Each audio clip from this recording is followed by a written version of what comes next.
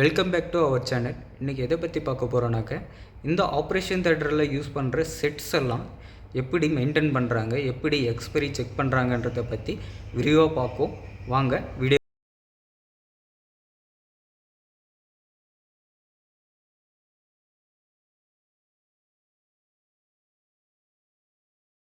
செட்ஸ்லாம் இந்த மாதிரி தான் ரேக்கில் செட் பண்ணியிருப்பாங்க. இந்த செட்டு எப்படி எக்ஸ்பைரி செக் பண்ணுறதுன்ட்டு இன்றைக்கி பார்த்துருவோம். செட்டு எக்ஸ்பைரியில் என்ன மெயினாக பார்க்கணுன்னாக்க, 3 டைப்பான ஸ்டெரிலைசேஷன் மெத்தட் மெயினாக ஃபாலோ பண்ணுற மெத்தட்ஸு. அதில் பார்த்தீங்கன்னாக்க, இப்போ செட்டு இப்போ ஆட்டோக்ளேவ்னாக்க இது ஆட்டோக்ளேவுக்கான எக்ஸ்டர்னல் இண்டிகேட்டர். இந்த இண்டிகேட்டரில் பார்த்தீங்கன்னாக்க என்னைக்கு ஆட்டோக்ளேவ் பண்ணாங்க அப்படின்ற டேட் இருக்குது. இதில் எப்போ எக்ஸ்பைரி ஆகுதுன்ற டேட் இருக்குது.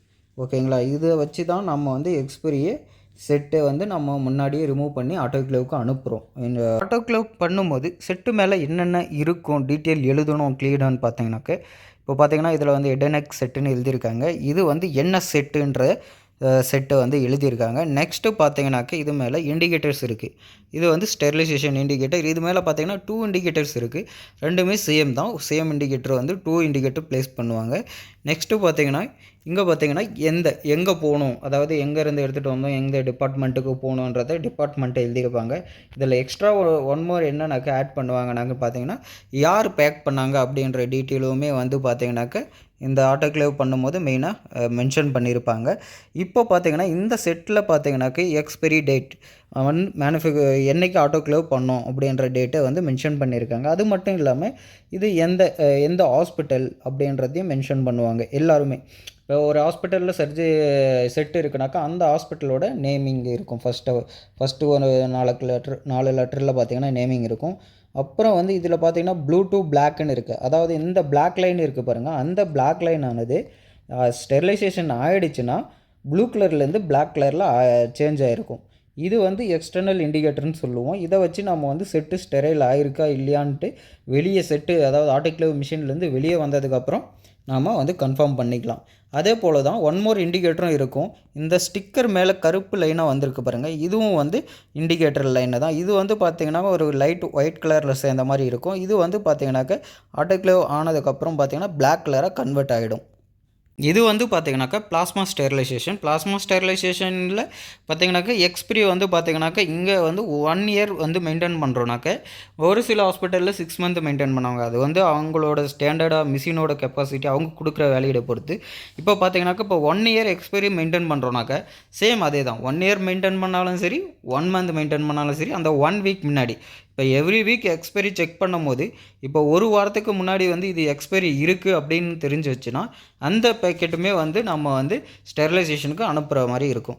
நெக்ஸ்ட்டு பார்த்தீங்கன்னா இடிஓ பார்த்தீங்கன்னாக்கா இடிஓவுமே 1 இயர் எக்ஸ்பைரி தான் இருக்கும். 1 இயர் எக்ஸ்பைரி இருக்கும்போதுமே நம்ம பார்த்தீங்கன்னாக்கா அந்த டேட், அதாவது இப்போது அடுத்த ஞாயிற்றுக்கிழமை எக்ஸ்பைரி ஆகுது இந்த பவுச் அப்படின்னாக்க, அதுவே இந்த ஞாயிற்றுக்கிழமை எடுத்து ஸ்டெரிலைசேஷனுக்கு அனுப்புகிறோம். பார்த்தீங்கன்னாக்க இந்த என்னென்ன செட் இருக்குது, எந்தெந்த ரேக்கில்ன்ற மாதிரி டீட்டெயில்ஸ் எல்லாமே மென்ஷன் பண்ணியிருப்பாங்க. ஏன்னா அப்போ தான் நம்மளால் ஈஸியாக அசஸ் பண்ண முடியும், அந்த செட்டை எடுக்கவும் முடியும். இன்கேஸ் எமர்ஜென்சினாலும் டக்குன்னு நம்ம இந்த ஓட்டியில் இந்த இடத்துல இந்த செட்டு இருக்குதுன்னு தெரிஞ்சிச்சுன்னா கண்டிப்பாக நம்ம டைரெக்டாக போய் எடுத்துக்கலாம். அதுக்காக நேமிங்லாம் மென்ஷன் பண்ணி செட்டை ப்ராப்பராக ரேக்கில் அரேஞ்ச் பண்ணி வச்சுருப்பாங்க. எக்ஸ்பைரி செட்லாம் பார்த்தீங்கன்னா எப்படி எடுப்பாங்கனாக்கா ஒரு வீக் முன்னாடி எடுத்துருவாங்க. அதாவது ஏன்னா ஒரு வாரம் டெய்லி கேஸ் நடந்துகிட்ருக்கும். அதனால் நம்மளால் இந்த எக்ஸ்பைரியில் டெய்லி செக் பண்ணிருக்க முடியாது. இந்த காரணத்துக்கோசரம் என்ன பண்ணுவாங்கனாக்கா, இப்போ ஞாயிற்றுக்கிழமை இன்றைக்கி 1ஆம் தேதி ஞாயிற்றுக்கிழமைனாக்க இன்றைக்கி எக்ஸ்பைரி செட்டெல்லாம் நம்ம எடுக்கிறோம் அப்படின்னாக்க என்ன டேட்டு வரைக்கும் நம்ம எடுக்கணும்னு பார்த்தீங்கன்னாக்க, நெக்ஸ்ட்டு ஞாயிற்றுக்கிழமை என்ன டேட்டு வருது, அதாவது நெக்ஸ்ட்டு ஞாயிற்றுக்கிழமை பார்த்தீங்கன்னாக்க 8ஆம் தேதி வருது அப்படின்னா அந்த 8ஆம் தேதி நம்ம திரும்பவும் செக் பண்ணுவோம். அதனால் நம்ம அன்னைக்கு உள்ள செட்டை எடுக்க வேண்டிய அவசியம் இல்லை. அதுக்கு முன்னாடி ஒரு நாள், அதாவது அதுக்கு முன்னாடி ஒரு நாள்னாக்கா 7ஆம் தேதி, அதாவது 7ஆம் தேதி வரைக்கும் இருக்கிற எல்லா செட்டுமே எக்ஸ்பைரி செட்டு மாதிரி ஒரு வாரத்துக்கு முன்னாடியே எல்லா செட்டையுமே எடுத்துருவோம். இப்போ 7ஆம் தேதி எக்ஸ்பைரி இருந்தாலுமே அந்த செட்டுமே நம்ம எடுத்து ஆட்டோக்ளேவுக்கு அனுப்பணும். அப்போ தான் நெக்ஸ்ட்டு ஒரு வீக்கில் வந்து இப்போ எந்த பிரச்சனையும் இல்லாமல் வந்து கேஸை ரன் பண்ண முடியும். இது ஆட்டோக்ளேவோட வேலிடிட்டி பார்த்தீங்கன்னா ஒவ்வொரு ஹாஸ்பிட்டல்லையும் ஒவ்வொரு ஸ்டாண்டர்டில் மெயின்டைன் பண்ணுவாங்க. அதாவது பார்த்தீங்கன்னா ஒரு சில ஹாஸ்பிட்டலில் பார்த்தீங்கன்னாக்கா 14 நாளுன்னு இருக்கும். ஒரு சில ஹாஸ்பிட்டலில் பார்த்தீங்கன்னாக்கா 7 நாள்னு வச்சுருப்பாங்க. ஒரு சில ஹாஸ்பிட்டலில் 1 மாதம்னு வச்சுருப்பாங்க. இந்த மாதிரி டிஃப்ரெண்ட் ஸ்டாண்டர்டு இருக்குது. அந்த மாதிரி அவங்களோட என்ன எக்ஸ்பிரி டேட்டோ அதுக்கு தகுந்த மாதிரி எடுப்பாங்க.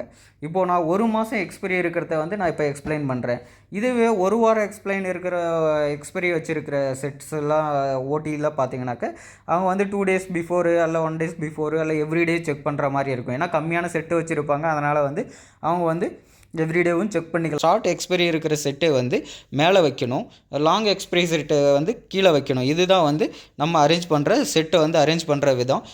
இதுலேயுமே பார்த்தீங்கன்னாக்க ஒரு செட்டு, அதாவது இப்போ ஒரு மைனர் செட் இருக்குன்னா ஒரு 10 மைனர் செட் இருக்குனாக்க ஒரு 2 மைனர் செட்டு ஷார்ட் எக்ஸ்பைரி இருக்குன்னா அதை மட்டும்தான் நம்மளால் வந்து அந்த மாதிரி அரேஞ்ச் பண்ண முடியும். சிங்கிள் செட்டு இருக்கும்போது, அதாவது ஒரே செட்டு இருக்கும்போது நம்மளால் வந்து அப்படி அரேஞ்ச் பண்ண முடியாது. ஏன்னா வந்து ஒவ்வொரு செட்டுமே வந்து பர்டிகுலர் கேஸுக்கு தேவைப்படும். அப்போது வந்து அந்த செட்டை வந்து நம்ம அந்த கேஸுக்காக எடுக்குவோம். அப்போது வந்து நம்ம இந்த மாதிரிலாம் அரேஞ்ச் பண்ண முடியாது. அதாவது ஒரே நேமில் பல செட்டு இருக்குது, அதே ஒரே சர்ஜரிக்கு யூஸ் பண்ணுற மாதிரி பல செட்டு இருக்குது அப்படின்னாக்கா அப்போது வந்து ஷார்ட் எக்ஸ்பிரி இருக்கிற செட்டை வந்து மேலேயும் லாங் எக்ஸ்பிரி இருக்கிற செட்டை வந்து கீழேயும் ஓட்டியில் வந்து அரேஞ்ச் பண்ணுவோம்.